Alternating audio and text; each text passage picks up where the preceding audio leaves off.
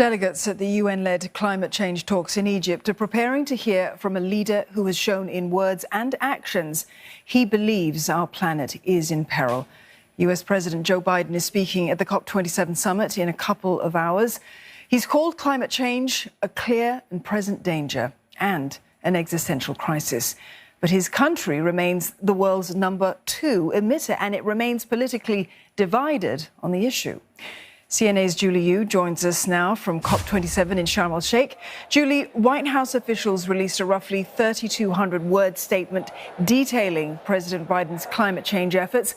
What's his message going to be to delegates where you are?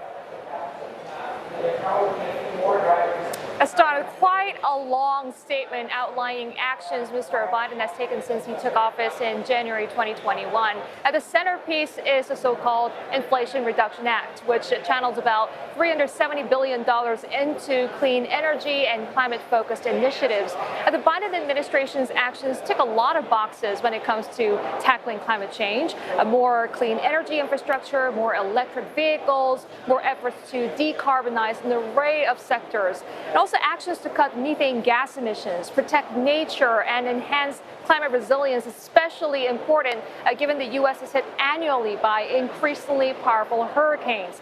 President Biden has also vowed to reduce emissions by 50 to 52% below 2005 levels in 2030 and to net zero by 2050. But even with all those efforts, Mr. Biden's climate envoy John Kerry, who's here, admitted this week it's just not enough. The single biggest barrier is the absence of money dedicated to emissions reduction. Wealthy countries are stepping up their support, but still not enough.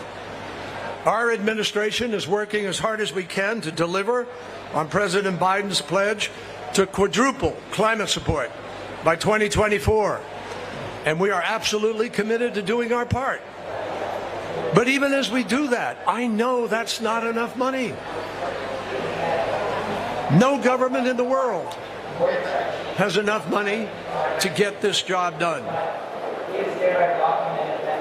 Yeah, we've heard about the trillions of dollars annually that's expected to be needed to fund the transition to a greener and more sustainable world. But the enormous funds Mr. Biden secured came as a result of intense wrangling within the Democratic Party, with one senator holding things up and cutting down the total spending because of concerns about communities that still rely on coal, which is the dirtiest of fuels.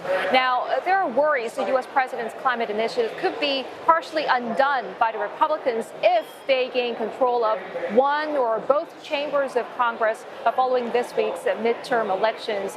Polls have shown that Americans are almost equally divided on climate action, with a recent Pew survey suggesting half say their country is going in the right direction and the other half say it's the wrong direction. So there is disagreement over how money is spent and what, and even on whether gasoline-fueled cars should be phased out. And Julie, we've also heard that buzz term over and over this week at COP27, loss and damage compensation or reparations. You spoke to Pakistan's climate change minister about it.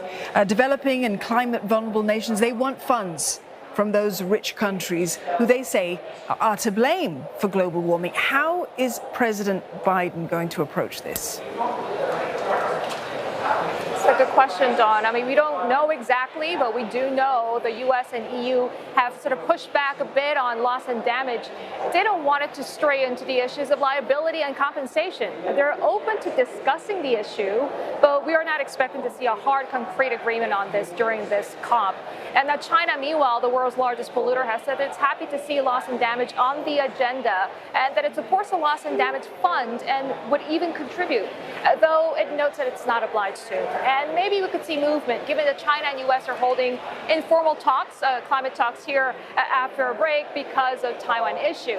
Now, instead of addressing loss and damage head on, President Biden may instead talk about the $11 billion he's pledging annually towards international climate aid by 2024. But again, that could be blocked by Republicans. And Biden administration research has shown that the current annual number is only about a fifth of that.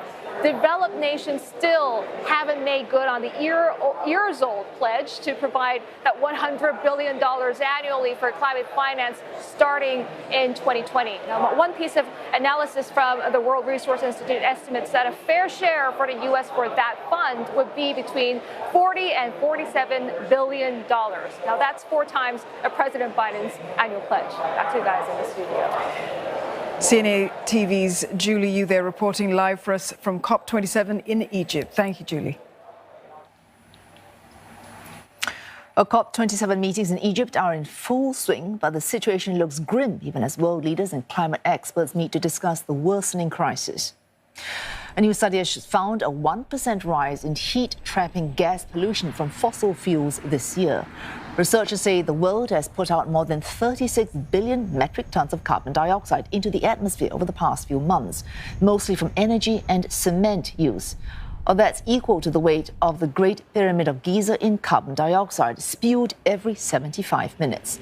The latest figure sparking concern as it puts countries even further away from their goal of stopping global warming.